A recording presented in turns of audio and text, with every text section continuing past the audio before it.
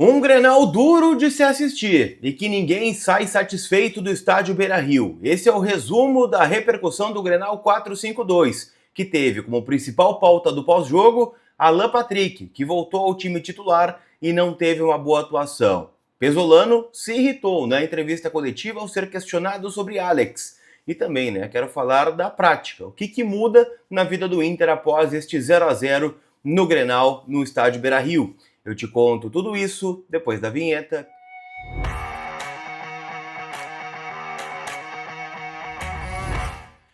Tudo bem, gente? Vamos trocar uma ideia então, afinal. Eu quero atualizar as últimas informações do Internacional, então já chega, deixando o teu like, te inscrevendo aqui no canal.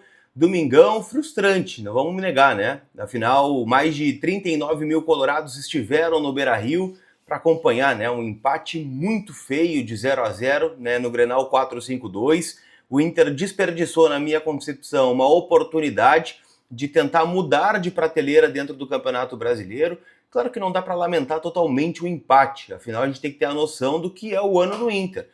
O Inter vai ter jogos assim, porque o elenco é limitado de peças. A gente sabe que o Pesolano muitas vezes está tirando leite de pedra desse time em alguns jogos, e ontem o Inter acabou mantendo o 5º jogo de invencibilidade, somou mais um ponto, e de qualquer forma chegou a 13 pontos dentro do Campeonato Brasileiro. Está um pouquinho ainda distante da zona do rebaixamento, mas eu quero repercutir o que foi o pós-jogo. O Pesolano falou muita coisa, e o principal tema da entrevista foi justamente o Alan Patrick, que voltou para o time titular do Inter. E eu fiquei com a impressão, logo na primeira resposta, que existia um mundo onde o Alan Patrick não começava o jogo.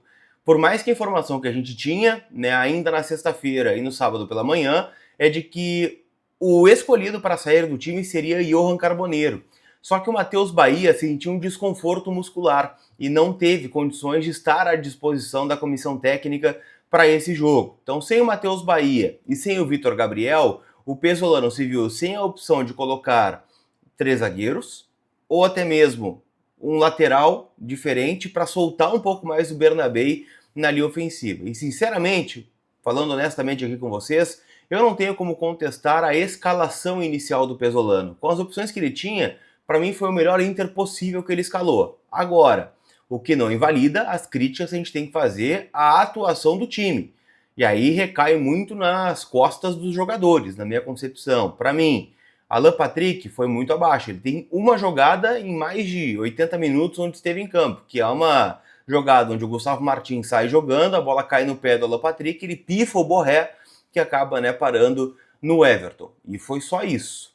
O Borré teve só essa chance. Por muito pouco não foi expulso, tanto que teve que ser sacado muito cedo do jogo para a entrada do Alejandro, que também nada fez.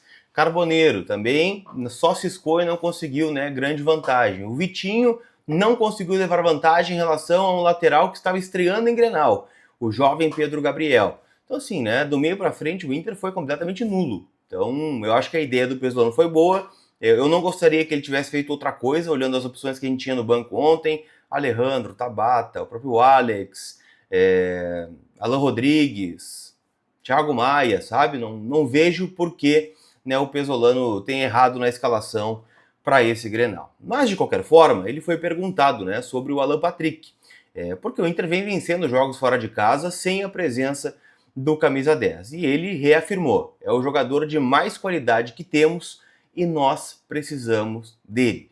Ele reafirmou o Alan Patrick como um líder técnico, chamou a responsabilidade para ele na coletiva, disse que o erro é dele de não estar conseguindo encontrar soluções dentro dos jogos, em especial aqueles dentro do Beira-Rio, para que o Alan Patrick tenha mais liberdade, para que ele tenha a condição de fazer com que o Borré tenha 2, 3, 4 chances de gol e não somente uma. Então, tentou tirar a pressão do Alan Patrick e imagino que no domingo contra o Mirassol o camisa 10 estará em campo novamente, até pela blindagem do elenco que o Pesolano acabou fazendo.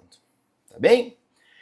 Eu quero avançar sobre o nosso pós-jogo aqui, porque o Pesolano se irritou com uma pergunta envolvendo um jogador, mas antes eu quero te lembrar do Grupo Flex. Afinal, domingão, dor de cabeça aí pelo Grenal, e tu não vai ter dor de cabeça com a tua questão financeira também. Então tu tem um contrato de financiamento e contrato de empréstimo e acha que tá pagando demais nesse valor parcela? Chama o Grupo Flex, que com certeza eles vão te ajudar a fazer uma revisão desse contrato de forma gratuita, sem compromisso algum. e a partir daí, né, tu pode economizar um valor significativo com o trabalho do Grupo Flex, tá? Então entre em contato com eles no link que está na descrição ou no WhatsApp que está aí no QR Code na tela para você. Quero falar de um momento mais tenso da entrevista coletiva, tá? Afinal, o Pesolano se irritou e para mim não foi pouco, tá? Para quem tá acompanhando as coletivas do Pesolano, sabe que ele é um cara muito tranquilo, um cara que gosta de falar, mas também não abre muitas coisas. E ele se irritou ao ser questionado sobre a não utilização do Alex. Afinal, na resposta sobre o Alan Patrick, ele falou que é um momento dos jogadores, a gente tem que respeitar, entender que o Alan Patrick é um cara importante, é o camisa 10 do time, é o capitão. Falou também, né, sobre outros jogadores que estão treinando bem, caso do Kaique, que acabou entrando antes do Alex, né, o Alex que nem entrou em mais um jogo. E ele criticou muito o foco da imprensa nas perguntas na entrevista coletiva. Abre aspas para o Pesolano. Alex, Alex e Alex. Às vezes vocês procuram mais likes do que fazem questionamentos. Foi a aspas, né, do Pesolano sobre isso, né? Defendeu o processo interno de formação do Alex, disse que é um ativo do clube, mas que também só é um ativo do clube por causa dele. Porque ele colocou o Alex para jogar no Campeonato Gaúcho, sendo que o Alex mal jogou, sequer era relacionado no ano de 2025. Então é um processo, ele vem treinando bem, em algum momento vai receber a sua oportunidade, mas que ainda não é o momento, vai jogar em outras oportunidades com o time sub-20 do Internacional, mas não está perto aí, pelo visto, de receber uma nova chance, tá? Então, se irritou o Pesolano pela primeira vez, tá? Durante todo o trabalho foi o momento que eu senti ele mais irritado, né? Com um questionamento sobre a não utilização do meia Alex, né? No Internacional, ficou no banco de reservas ontem. Para a gente fechar, eu quero falar um pouquinho sobre a análise do Inter em si, né? Em relação ao resultado e à atuação do Grenal, que não foi boa, né? Todo mundo destacou isso, que foi um jogo abaixo. O Pesolano falou isso, o Mercado falou isso, o Bruno Gomes falou isso. Acho que até mesmo, né, o próprio Luiz Castro, técnico adversário, também falou isso.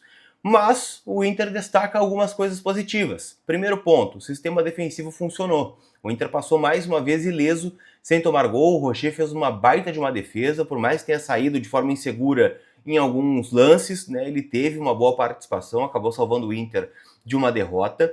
E o Carlos Vinícius, que é um jogador sempre muito perigoso, acabou não tendo uma participação porque foi anulado pelo Gabriel Mercado, que para mim foi o melhor jogador em campo. O Grêmio não criou muito perigo, além dessa bola, né, que o Rocher fez uma boa defesa, e o Inter entende que isso é uma evolução, que o Inter está num processo de transição, o Inter estava perdendo muitos jogos, chegou a ser lanterna do campeonato, estabilizou, parou de tomar gols, já é o segundo jogo consecutivo sem tomar gols, né, o terceiro dentro do Campeonato Brasileiro, e agora, né, entra um processo que o Pesolano vai ter que colocar a mão, de, beleza, estancamos a defesa, agora vamos também ganhar jogos, fazendo gols e sendo mais efetivos do meio para frente. Vamos ver, né, se no domingo o Inter consegue uma melhor atuação contra o lanterna do Campeonato Brasileiro, Mirassol, que ontem perdeu para o Bahia, tem apenas 6 pontos, o Inter, né, 13º colocado, tem 13 e pode ser ultrapassado hoje, né, pelo Botafogo, que joga contra a equipe do Coritiba no Newton Santos, e o Corinthians também pode ultrapassar, né? Corinthians que joga contra o Palmeiras na Neoquímica Arena, só que, né, o Corinthians teria que tirar 2 gols de saldo do Internacional. Então, uma missão difícil aí do Corinthians. O Botafogo tem até uma missão um pouco mais fácil, mas o Coritiba vem sendo um visitante bem indigesto, né? O Coritiba tem 15 pontos e é o 7º colocado. 13º, 13 pontos, né? A Chape, que está dentro da zona, tem 8. Então, né, é a distância que o Inter está do Z4 no momento. Tá bom, gente? Não esquece que esses jogos que eu citei, por exemplo, Botafogo e também o Coritiba, Corinthians e Palmeiras, Atlético Paranaense, Chapecoense, Cruzeiro e Bragantino, todos esses jogos estão disponíveis para palpitar na KTO, kto.bet.br, minha parceira, minha casa de apostas. Sempre lembrando, jogue com responsabilidade, porque a KTO é uma casa proibida para menores de 18 anos. Tá bom, gente? Chegou até o final? Te agradeço e peço mais uma vez o like e te inscreve aí, tá bom? Fui!